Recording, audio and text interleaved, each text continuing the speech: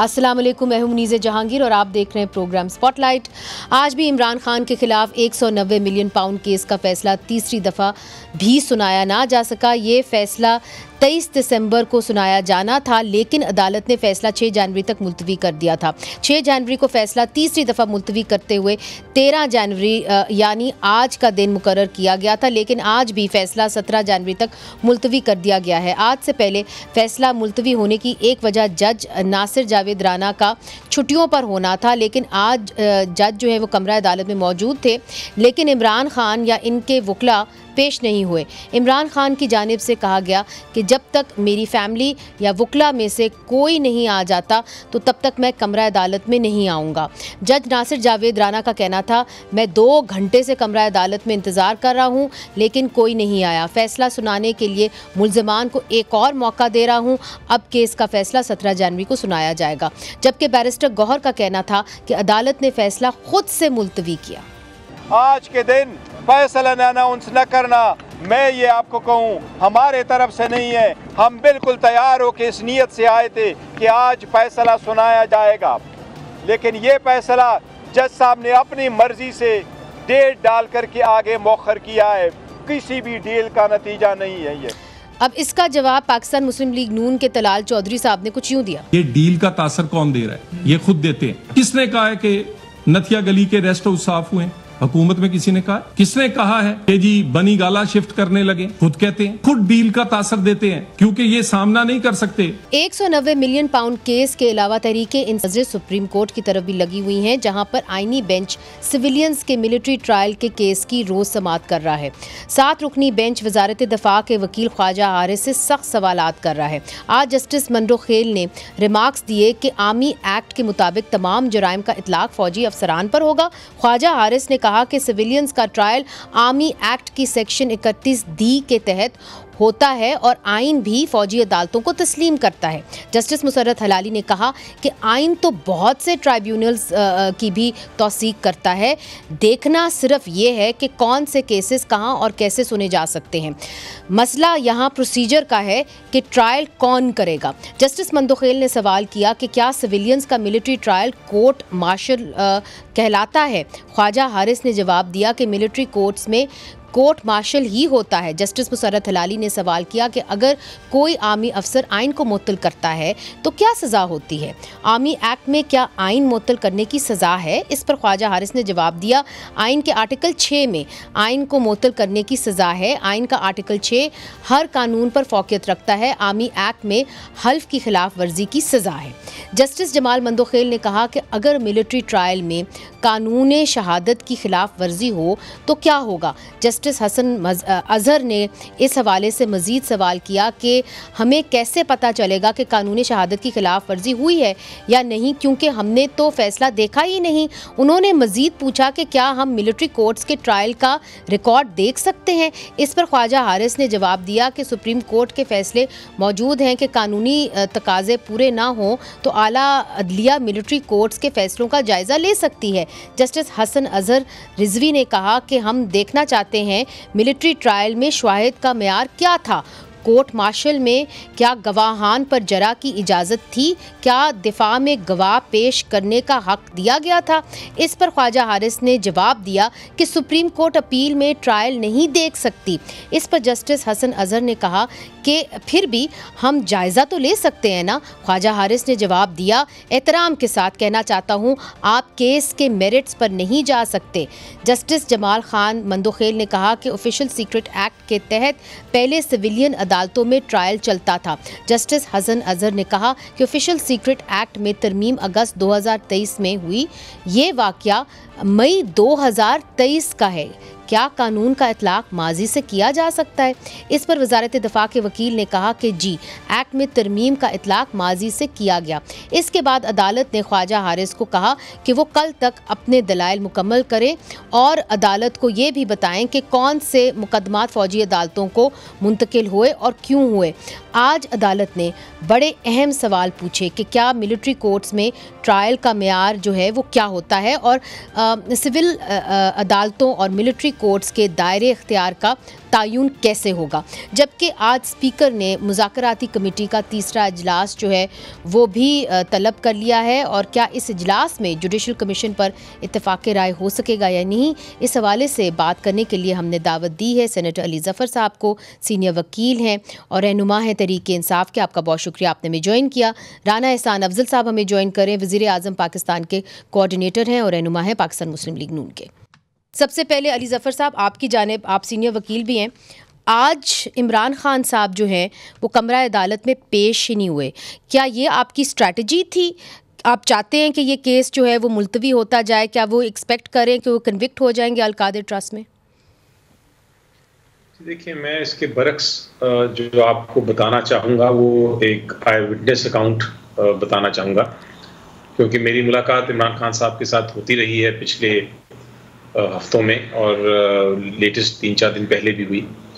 तो उन्होंने इनफैक्ट खुद कहा, और मीडिया जो उधर आता है थोड़ा बहुत उसको भी ये बयान किया कि मैं चाहता हूँ कि मेरा ये फैसला हो, और क्यों नहीं हो रहा वो, बल्कि उनको ये रंजिश थी कि वो फैसला क्यों नहीं सुनाया गया 2-3 बार, पिछली बार डेट्स पे, पिछली तारीखों में क्यों नहीं फैसला अनाउंस हुआ। अब ये क्यों डिले हुआ आज, इसको कहा यह जाता है कि इमरान खान साहब नहीं आए, लेकिन जो मैंने इस पर इन्वेस्टिगेट किया है हकायक बरक्स हैं। हकायक ये हैं कि खान साहब तो जेल में हैं, उनको तो जेल से अदालत में लाने में 10 मिनट लगते हैं, लेकिन जो असूल है वो ये है कि पहले वकला आते हैं, और जो को अक्यूज्ड हैं उनकी हमशीरा वो भी उनकी वाइफ जो है वो भी आती हैं, और फिर ये उनको लाया जाता है, और फिर जजमेंट और या फैसला आगे चलता है या प्रोसीडिंग्स आगे चलती हैं। आज क्या हुआ कि 11 बजे का टाइम दिया गया था, और ये टाइम हमेशा बताया जाता है पहले से वकला को कि क्या टाइम पे आपने आना है। तो 10:30 बजे वकील जो थे वो पेश हो गए थे सुनने के लिए, और कोई 9:45 बजे मिसेस इमरान खान भी वहाँ आ गई थी, पहुँच गई थी अडयाला, लेकिन 10:30 बजे ही अनाउंस कर दिया गया कि अदालत ने ये केस एडजर्न कर दिया है। तो मेरी नज़र में ये इमरान खान साहब ने या उनकी वजह से डिले नहीं हुआ, ये डिले शायद पहले से ही फैसला था अदालत का कि वो उन्होंने इसको अनाउंस नहीं करना था, और वो चाहते थे कि डेट आगे हो। मुझे लगता ये है कि अगर उनको यही था खदशा कि इमरान खान साहब पेश नहीं हुए, वकला डिले हो गए, तो कल के लिए भी रख सकते थे। ये 17 क्यों रखी गई? नहीं, आप क्यों कह रहे हैं कि 17 को क्यों रखी गई? आपके दिमाग में क्या बात है? मुझे चूंकि उसका इल्म नहीं कि क्यों 17 रखी गई, तो मैं कह नहीं सकता, सिर्फ गेस वर्क है। गेस वर्क मेरी ये है कि शायद अदालत को बताया गया कि आपने आज अनाउंस नहीं करना और कुछ दिन मजीद दें, और उस वजह से हदायत के तहत अदालत ने ये 17 का तारीख दी है। इसके अलावा मुझे कोई और गेस वर्क नहीं नजर आता कि क्या वजह है डिले होने की। राना एहसान साहब, आपने अली ज़फ़र साहब की इस बात सुनी, उन्होंने कहा कि जी इमरान खान साहब तो आना चाहते थे, उनकी एहलिया जो है वो वहाँ पे पहुँच गई थी 10:45 के करीब, जो हमें रिपोर्ट भी किया गया वो भी ऐसा ही था। उनकी हमशीरा भी पहुँच गई थी, तो फिर जो जज साहिब है उन्होंने डिले क्यों किया? पहले वो छुट्टियों पे चले गए, ही वाज नॉट अवेलेबल। बड़ा अहम केस है ये, पूरी जो है कौम उसकी नज़रें टिकी हुई हैं। तो फिर आप अब क्यों कह रहे हैं कि जी इमरान खान साहब खुद मुलतवी करना चाहते थे कि ये केस खुद मुलतवी हो जाए? वो तो जेल के अंदर मौजूद है। बिस्मिल्लाहिर्रहमानिर्रहीम। देखिए, बात यह है कि हुकूमत का तो कोई इससे बेनिफिट नहीं है कि ये जो जजमेंट है ये डिले हो। हम तो समझते हैं कि ये ओपन एंड शट केस है। अच्छा। और हम समझते हैं कि खान साहब इसमें गिल्टी हैं, तो जितना डिले मिल रहा है उनको हमारे नज़दीक उनकी जो वर्डिक्ट आएगी वो केस के अगर आप एविडेंस देखें तो उनके खिलाफ आनी चाहिए। तो वो डिले हो रही है, उस डिले से हमें तो कोई बेनिफिट नहीं है। एक तरफ तो हमारे पे इल्ज़ाम ये लगाते हैं कि हम मुज़ाकरात में सीरियस नहीं हैं। अगर हम मुज़ाकरात में सीरियस नहीं हैं तो फिर तो अगर ये वर्डिक्ट उनके खिलाफ आ जाती है, फिर तो ये आप कह लें कि उस बयानिए के ये फेवर में कि वो वर्डिक्ट जल्दी आ जाए ताकि मुज़ाकरात आगे पीछे हो जाएं। लेकिन हमारा तो पहले दिन से ये मौक़िफ़ है कि हम मुज़ाकरात को सज़ा हो ना हो, ये एफ़र्ट हम कर रहे हैं, एक ऑनेस्ट एफ़र्ट है। और ये जो बात है कि इसको आप इसको इकट्ठा कर दें कि ये सज़ा इसलिए नहीं सुनाई जा रही, या जो भी वर्डिक्ट आनी हो इसलिए नहीं सुनाई जा रही क्योंकि मुज़ाकरात हो रहे हैं, हम तो नहीं इससे सहमत। ये अदालती मामलात हैं। अदालत ने जो अब इसको जो तीसरी अब तारीख अनाउंस की है 17 जनवरी कि वो वर्डिक्ट अनाउंस करेगी, ये अनाउंस करने की वजह से लोग इसके ऊपर मुख्तलिफ तज्जिए जो है वो कर रहे हैं। बेहतर होता कि वो पहले ही एक आधी डेट ऐसी दे देते जिसमें इंश्योर करते कि खान साहब भी हाजिर हों और वो वर्डिक्ट अनाउंस हो जाती। तो इससे बढ़ के तो मैं इसको और कुछ नहीं समझता। हमें कोई इससे कोई गवर्नमेंट को कोई बेनिफिट नहीं है। हम तो हमारी सोच तो बड़ी क्लियर है कि इस मामले में हमारा ख्याल है कि खान साहब गिल्टी हैं और उनको सजा होनी चाहिए। अच्छा, एक बात अगर उसमें ताखीर हो रही है तो उसमें हमें कोई बेनिफिट नहीं है। एक बात क्लियर कर दीजिए कि इस केस के अंदर जो मेन बेनिफिशरी हैं वो तो प्रॉपर्टी टाइकून मलिक रियाज साहब हैं, तो इसकी क्या वजह है कि उनको आप दायरे कार में नहीं ला रहे, मगर इमरान खान साहब जिन्होंने फैसिलिटेट किया और उनकी एहलिया उनको आप ला रहे हैं, मगर उनको नहीं आप ला रहे मलिक रियाज साहब को? इसकी क्या वजह है? मेरे ख्याल से उसकी मेजर वजह तो ये है कि मलिक रियाज साहब अभी इस वक्त मुल्क से बाहर है, लेकिन उनको परसू किया गया है और वो इसके अंदर उन्होंने पार्टिसिपेट नहीं किया, लेकिन उनके खिलाफ बिल्कुल वो कार्रवाई भी होगी और उनको जो है अगर इस वक्त क्या कार्रवाई हो रही है उनके खिलाफ? मेरे ख्याल से उनको वापस लाने की कोशिश की गई है और वो कंटिन्यू रहेगी। वो तो बिल्कुल इसमें शामिल है इस मामले में, और अगर वो गिरफ्त में आए तो उनको ज़रूर कटहरे में लाके खड़ा किया जाएगा। अली ज़फ़र साहब, आप तो एक सीनियर वकील हैं, मुझे ये बताइए कि इस केस की क्या वक़्त रहती है जब जो मेन अक्यूज़्ड है उसके ऊपर कोई ख़ास पेशरफ्त नहीं हुई उसके खिलाफ? जी देखिए, थोड़ा सा मैं आपको इस पे बता दूं, मेरी नज़र में ये केस बिल्कुल जैसा मैंने पहले बताया बेबुनियाद है। केस में इल्ज़ाम ये लगाया है कि ये क्राइम का पैसा है, यानी किसी जुर्म का पैसा है जो मलिक रियाज साहब ने रखा हुआ था बाहर, और ये जुर्म का पैसा ये हुकूमत का पैसा बन जाता है, तो इसको वापस लाना चाहिए था और काबीना ने ये वापस नहीं लाया और काबीना की ये गलती है, ये इल्ज़ाम लगाया हुआ है। तो सबसे पहले तो हुकूमत ने ये साबित करना था और नैब ने ये साबित करना है अदालत में कि ये चोरी का पैसा है। वो स्कॉटलैंड यार्ड ने कर नहीं दिया मिस अप्रोप्रिएशन के हवाले से? जी मैं उसी पे आ रहा हूँ। चोरी का पैसा साबित करने के लिए कोई अदालत का फैसला होता है, कोई किसी किस्म का साबित करने के लिए कोई एविडेंस होता है, कोई सबूत होता है कि चोरी का पैसा है। तो उल्टा जो नैब ने जब एविडेंस उनका आया और उनसे पूछा गया और उनको डॉक्यूमेंट दिखाया गया, तो पता ये चला कि नैब ने तो ये पहले से फैसला कर लिया है, उल्टा फैसला कि ये तो चोरी का पैसा ही नहीं है। तो जब नैब ने अपनी इंक्वायरी की और इंक्वायरी ख़त्म कर दी और ये कह दिया कि चोरी का पैसा नहीं है, तो उसके बाद ये केस चलाना इमरान खान साहब के खिलाफ ये बिल्कुल सरासर एक पॉलिटिकली मोटिवेटेड यानी सियासी इख्तलाफ की वजह से ये केस बनाया गया, उनको सिर्फ अंदर रखने के लिए, क्योंकि अगर पैसा नैब खुद कह रही है कि चोरी का पैसा नहीं है, अच्छा, तो फिर ये किस किस्म का इल्जाम लगाया जाता है? ये अहम बात आपने की है। राना एहसान साहब आपसे अग्री नहीं कर रहे, सर हिला रहे हैं। वो कह रहे हैं कि नैब ने तो ये सबूत ही नहीं दिया कि जी ये चोरी का पैसा है। राना साहब को एक्चुअली इस चार्ज में नहीं पता, वो इन्वॉल्व नहीं रहे। मैंने तो केस देखा है और आपको जो नैब के आईओ साहब की स्टेटमेंट है, जो इन्वेस्टिगेटिंग अफसर ने स्टेटमेंट दी आके और ये बताया कि हमने नैब ने इंक्वायरी ख़त्म कर दी थी, वो मैं आपको दिखा सकता हूँ आपके चैनल पे भी जी। उसमें 3 उनसे सवाल पूछे गए थे और एक सवाल ये था कि क्या आपने इंक्वायरी की? उन्होंने कहा इंक्वायरी की, और फिर पूछा गया कि अगर आपने इंक्वायरी की तो उसको फिर आपने क्या किया? तो उन्होंने कहा जी हमने इंक्वायरी ख़त्म कर दी क्योंकि हमें कोई सबूत ही नहीं मिला कि ये चोरी का पैसा है।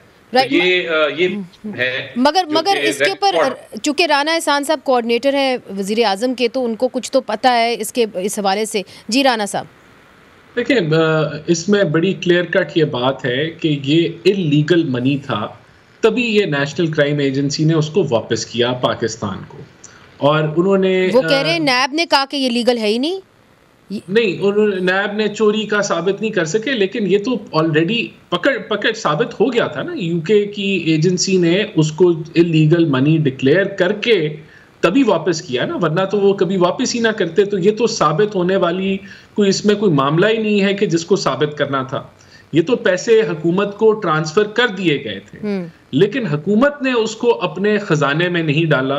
हुकूमत ने एक ऑलरेडी एग्जिस्टिंग जो फाइन था, बैरिया टाउन के जो मालिक हैं उन्होंने एक पेनल्टी पे करनी थी, उस मद में उसको एडजस्ट कर दिया। जी बिल्कुल, जो कि बिल्कुल गलत था। यानी कि ये पैसे जो खजाने में जाने थे वो फाइन में एडजस्ट हो गए, और मलिक रियाज साहब को जो है वो 190 मिलियन पाउंड का फायदा हो गया कि अब उनको वो उतना फाइन नहीं, उसके एवज जो है इन्होंने 458 कनाल्स जो हैं वो जमीन इनको ट्रस्ट के जिम्मे में दी गई। उसके अलावा बहुत सारा पैसा लगाया गया डेवलपमेंट के ऊपर, बहुत सारे इनको मरात जो है वो लिए गए उनसे, वो ट्रस्ट के नाम पे लिए गए या जैसे भी लिए गए, लेकिन वो लिए गए। तो एक फेवर दिया गया उस फाइन को एडजस्ट करने के। तो ये बड़ा सिंपल सा केस है, ओपन एंड शट केस है, 2+2 का केस है, और ये इंशाल्लाह ताला देखें, अब ये अदालत तो नहीं है, लेकिन अदालत, हम तो यही उम्मीद कर रहे हैं कि इतनी जहां ब्लेटेंट किस्म की एविडेंस मौजूद हो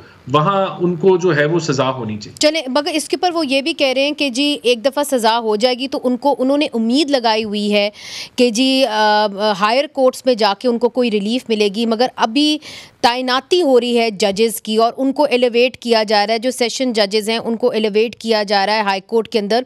और दिलचस्प बात यह है कि उनमें से कुछ ऐसी सेशन जजेस हैं जिन्होंने खुद इमरान खान साहब के ख़िलाफ़ जो है वो फ़ैसला सुनाया है। अब उसका इम्पैक्ट क्या होगा? अली ज़फ़र साहब जो हैं उस कमेटी में भी हैं जो जजेस को तैनात करते हैं, उनसे पूछेंगे। छोटा सा वक्फा शामिल करते हैं, फिर से हाजिर होते हैं।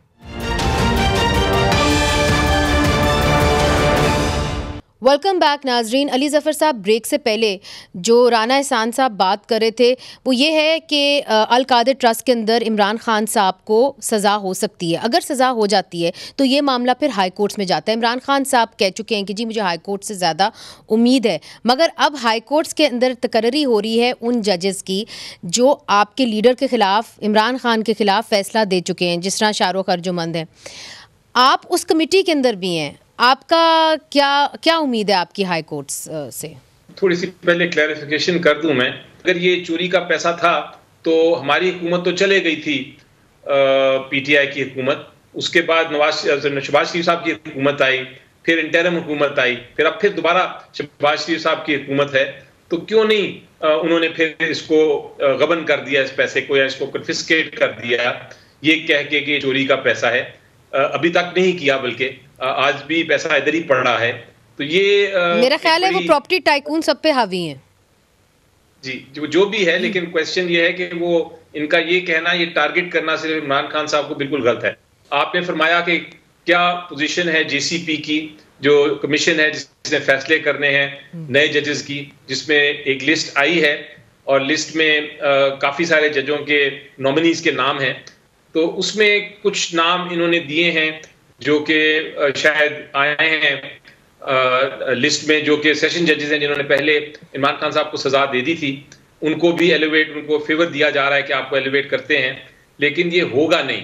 और होगा इसलिए नहीं क्योंकि इस जो जेसीपी है इसमें जज साहिबान के भी वोट्स हैं, और जज साहिबान देखेंगे रूल जो बने हैं उसमें ये बड़ी क्लियरली ये वाजे तौर पे एक रूल है, और ये अब कानून की शक्ल इख्तियार कर चुका है जेसीपी का, कि आप कोई ऐसे शख्स को नहीं जज बनाएंगे जो कि बायस्ड हो, जो कि इम्पार्शियल ना हो, जिसके खिलाफ कोई ऑलरेडी शक व शुबात। चले, मगर ये तो परसेप्शन की बात होगी ना जब ये मामला सामने आएगा। मगर एक बात जो आपने कही है राना एहसान साहब, उनका ये कहना है अली ज़फ़र साहब का कि ठीक है, अगर आप समझते थे कि ये चोरी का पैसा है तो आपकी भी तो गवर्नमेंट आई, 2 बार आई पीडीएम की, फिर एक बार फिर से कोalition गवर्नमेंट आई, आप इसको रिवर्स कर सकते थे, पैसों को कम से कम आप मुंतकिल कर सकते थे, मगर आपने तो नहीं किया।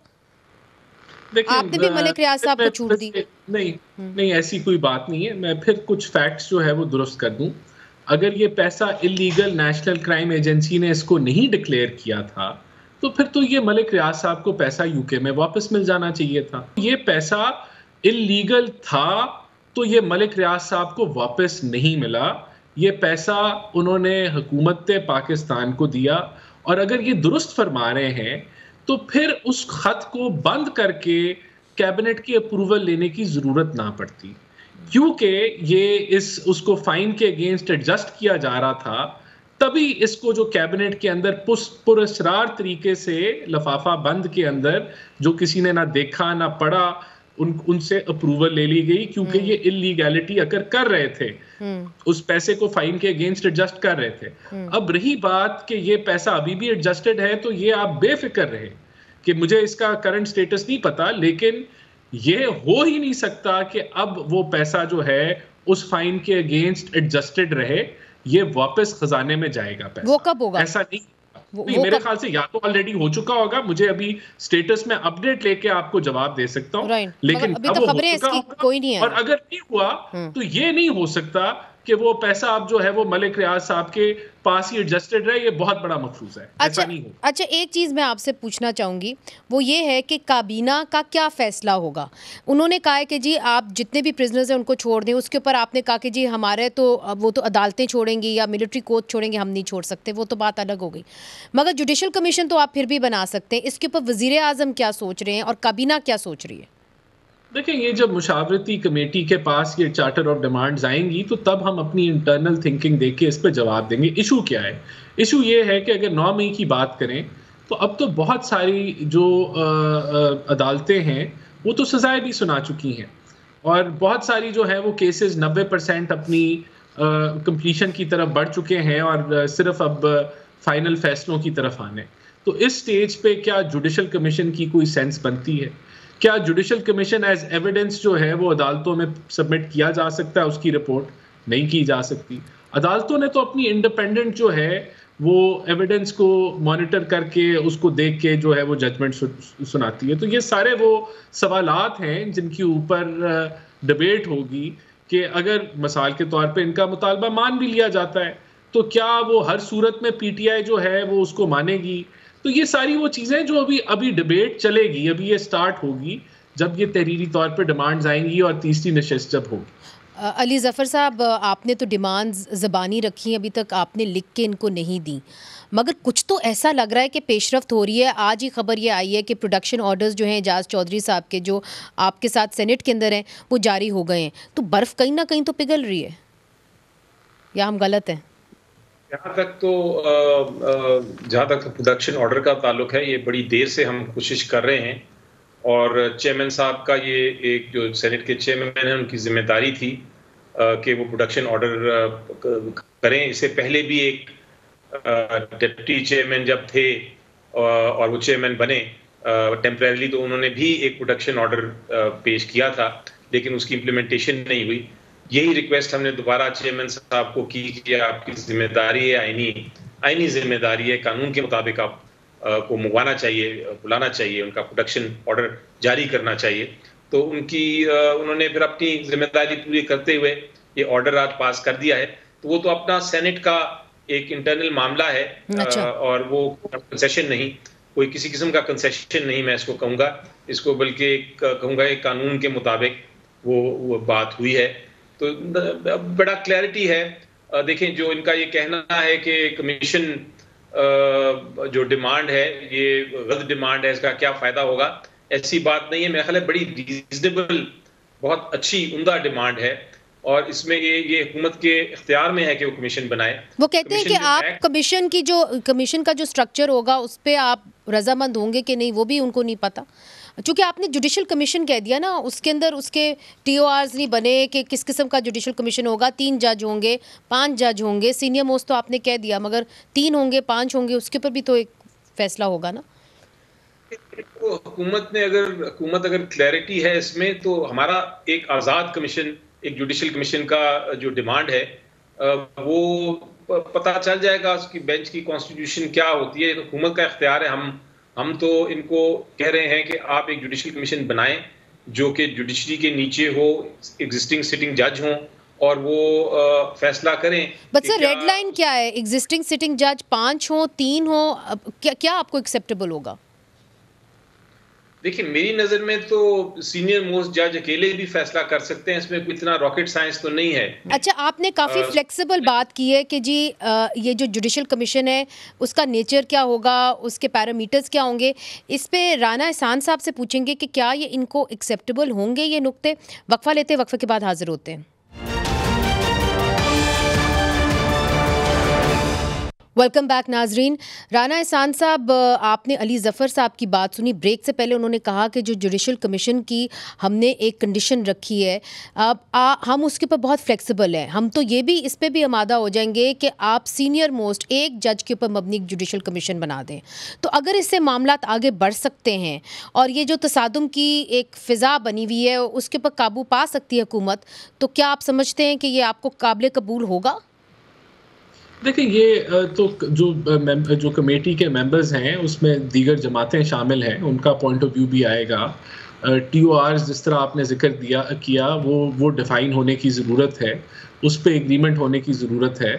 फिर उसके आउटकम को किस तरीके से लिया जाएगा, अगर इनके ख़िलाफ़ आ जाए तो क्या ये कबूल करेंगे नहीं करेंगे, बहुत सारे पहलू हैं। फिर मैंने आपको बताया कि बहुत सारे फ़ैसले तो आ चुके हैं। तो एक चीज़ जो मैच्योर हो जाए, जो अदालतों की तरफ से फैसले भी आ जाएं, क्या उसके ऊपर कोई लॉजिक या सेंस बनती है कि आप फैसले आने के बाद जुडिशल कमीशन बिठा दें। तो बहुत सारे पहलू हैं जो डिस्कस होने के लिए हैं और उसके ऊपर मुख्तलिफ जमातों की मुख्तलिफ आउटपुट या इनपुट आएगी। तो ये तो जब कम्युनिकेशन स्टार्ट होगी तो उसके ऊपर फिर ये किस तरफ चीजें बढ़ती हैं और क्या राय आती है उस पर डिपेंडेंट है। तो बहुत सारे पहलू हैं। ठीक है, आप अभी वेट करें, फेयर इनफ। मगर एक चीज़ बड़ी अहम है बैरिस्टर अली ज़फ़र साहब, आपका तो इसके ऊपर मौक़िफ़ वाज़े है, मगर फिर भी आपसे पूछना बहुत ज़रूरी है। आज जो जस्टिस मंदोखेल साहब ने सवाल किया, उन्होंने कहा कि जो मिलिट्री कोर्ट्स के अंदर ट्रायल हो रहे हैं, क्या हम इनको कोर्ट मार्शल कह सकते हैं? तो आपका क्या ख्याल है कि क्या इनको कोर्ट मार्शल कहा जा सकता है? और जो जुरिस्डिक्शन की बात हो रही है, बार बार आज अदालत सवाल कर रही है कि जी जुरिस्डिक्शन सिविलियंस का मिलिट्री कोर्ट में ट्रायल क्या कानूनी है कि नहीं है, इस पे बातचीत हो रही है। आपकी नज़र में क्या है? देखें, बहुत सिंपल सी बात है कि जो मिलिट्री का कानून है वो डिज़ाइन किया गया है मिलिट्री पर्सनल के खिलाफ। तो उसमें जिस तरह का एविडेंस आता है, जिस तरह तरीक़ेकार होता है कि एक जज एक ट्रायल कोर्ट या एक ट्रायल के जो अफसर हैं वो कोर्ट कहते हैं, वो सुनते हैं और फैसला कोई दूसरा अफसर करता है, तो उनके अपने एक प्रोसीजर्स हैं और वो सारे कोर्ट मार्शल की मद में उन्होंने प्रोसीजर्स बनाए हुए हैं अपने इंटरनल, और ये दुनिया भर में होता है। लेकिन सिविलियंस का जब ट्रायल होता है तो उसके लिए आपका आर्टिकल 10A आता है जो कहता है हर ट्रायल ने फेयर होना है, यानी कि हर ट्रायल ने वो चीजें पूरी करनी है जो कि एक ट्रायल में होती हैं, और ट्रांसपेरेंट होना है, यानी शफाफियत होनी चाहिए, ओपन भी होना चाहिए, ट्रांसपेरेंट भी होना चाहिए, सारी चीजें फेयर ट्रायल की मद में आती हैं। तो इसीलिए कहा जाता है कि सिविलियन की ट्रायल उस तरह नहीं हो सकती जिस तरह के कोर्ट मार्शल या एक मिलिट्री अफसर की ट्रायल होगी। और यही सवाल पूछ रही है अदालत कि आप ये बताएं, आप ये साबित करें कि जिस तरह की मिलिट्री ट्रायल होती है, क्या ये फेयर ट्रायल की मद में आप काउंट कर सकते हैं? आप इसको फेयर ट्रायल देख रहे हैं? जी, ऑब्वियसली नहीं होता ये फेयर ट्रायल, क्योंकि आप देखें कि सिविलियंस जो हैं, अगर तो वो दो किस्म के सिविलियंस होते हैं। एक तो सिविलियन है जो नॉर्मल जुर्म करता है, उसको आप एक ट्राई करेंगे सिविल कोर्ट में, क्रिमिनल कोर्ट में, जो एक सिविलियन ट्रायल होता है उसके जरिए। लेकिन अगर एक अफसर हो या एक सिविलियन एक इंस्टॉलेशन में काम कर रहा हो या किसी मिलिट्री इंस्टीट्यूशन में काम कर रहा हो, वो बेशक सिविलियन हो, वो मिलिट्री ऑफिसर ना हो, लेकिन चूंकि वो काम कर रहा है, वहां अगर कोई जुर्म होता है तो उसके ऊपर भी मिलिट्री ट्रायल हो सकती है। इसी तरह अगर कोई टेररिस्ट हो या कोई आपका स्पाई हो, मसलन और दुनिया का किसी और मुल्क का, वो आके आप पकड़ा जाता है, उसका भी एक ट्रायल हो सकता है जो कि आपकी आर्मी एक्ट कहता है कि आप कर सकते हैं। और ये दुनिया भर में ऐसे ट्रायल्स होते हैं। तो आपको डिस्टिंग्विश करना पड़ता है आम शहरी को और ये इस किस्म के जो मैंने आपको एग्जांपल दिए उनको। मगर राना एहसान साहब, इसके ऊपर यूरोपियन यूनियन ने जो है इस बात की है कि जी ये जो सिविलियंस का मिलिट्री कोर्ट्स के अंदर ट्रायल हो रहा है ये आर्टिकल 10A या फेयर ट्रायल की खिलाफ वर्जी है, और जो आपने उनके साथ कन्वेंशन साइन किए हैं उनकी भी खुली खिलाफ वर्जी है। इसके ऊपर यूनाइटेड किंगडम ने भी स्टेटमेंट दी है, इसको कंडेम किया है सिविलियंस का मिलिट्री कोर्ट्स में ट्रायल, और USA ने भी किया है। आप तो जो माशी मामलात हैं उसको बड़ी सीरियसली आपकी हुकूमत लेती है, इसका कोई माशी असरात भी हो सकते हैं हमारी सोसाइटी के ऊपर? आपने इसका जायज़ा लिया? गवर्नमेंट ने इसका जवाब दिया है कि सबसे पहली बात तो ये कि आर्मी एक्ट का इतलाक किसी भी सिविलियन के ऊपर नहीं होता, लेकिन स्पेसिफिक कंडीशंस हैं कि जब वो मीट हों तो तब फिर उन कंडीशंस के अंदर, सिर्फ उन कंडीशंस के अंदर सिविलियंस का ट्रायल जो है वो मिलिट्री एक्ट के तहत हो सकता है। और उसमें से एक ये है कि जब कोई सिविलियन फौजी तनसीबात के ऊपर हमलावर हो, उसकी प्लानिंग, एग्जीक्यूशन या अबैटमेंट के अंदर। मगर सर अपील के अंदर जो सवाल किया आज जो अदालत से पता चला, वो तो पता चला कि जो भी मिलिट्री कोर्ट्स के अंदर हुआ है उसका आप रिकॉर्ड जो है वो आला अदालतों में ला ही नहीं सकते, तो फिर वो कैसे तकाजा करेंगे या इस पे डिटर्मिन करेंगे कि जो ट्रायल हुआ है वो सही हुआ है कि गलत हुआ है, जब आप उसका रिकॉर्ड ही नहीं देख सकते?